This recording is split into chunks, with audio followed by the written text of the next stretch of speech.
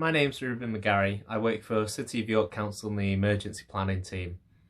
So I'm going to talk to you today a little bit about my role very briefly, what we do during flooding events in the city and our villages, and how you might be able to prepare for flooding through different measures of community resilience, and a little bit about property flood resilience.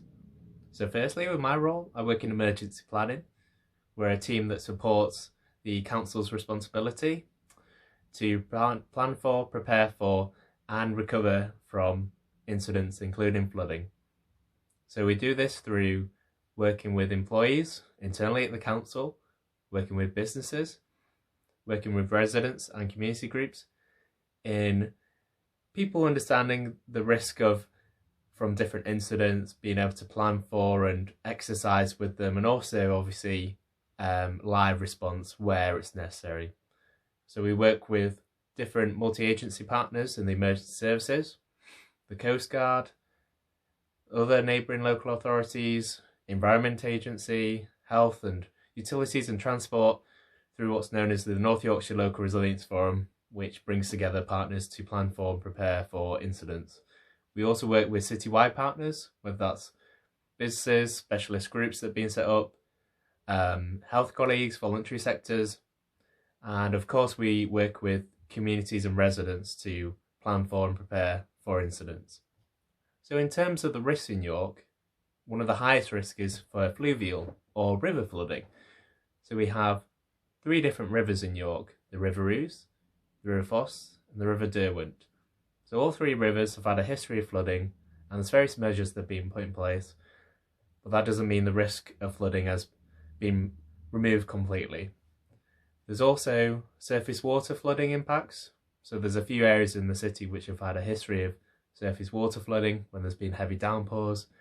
So if there was a heavy downpour expected or happening, we'd help monitor and review and then respond to these areas, and of course help them recover if there'd been any property flooding.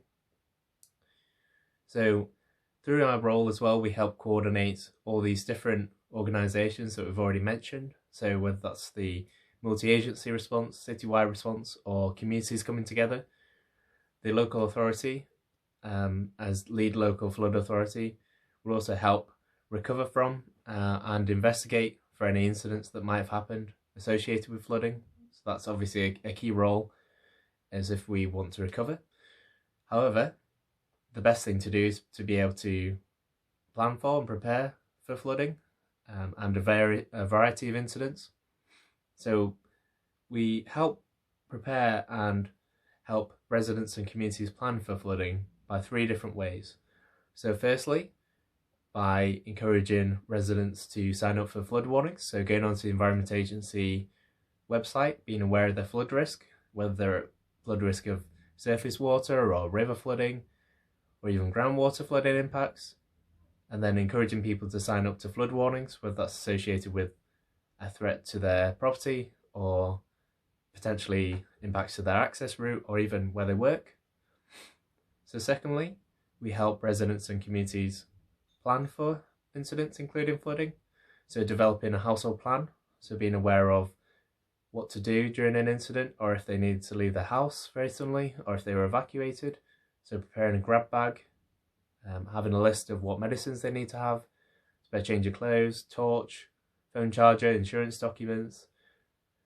And we also work with residents and community groups. So community groups could be a parish council or pre-existing residents association to develop a community emergency plan. So this brings together residents to think about and discuss how they might be able to work together if there was an incident such as river flooding, and be able to respond to and interlink with the council or emergency services and help identify vulnerable people. And thirdly, we help encourage the promotion of and the uptake of property flood resilience measures. So where someone has been identified as being at flood risk and wants more reassurance or wants to be able to be potentially better protected from potential flooding impacts. So we help people and encourage people to sign up to uptake property flood resilience measures, whether that's floodgates, flood doors, air brick covers, making their property more flood resilient if there was flood water to be entering their property. So that's the three key ways really that we can help residents and community groups to prepare for flooding. So signing up to flood warnings and being aware of your flood risk, developing a household or community plan, and also uptaking and investing in property flood resilience measures.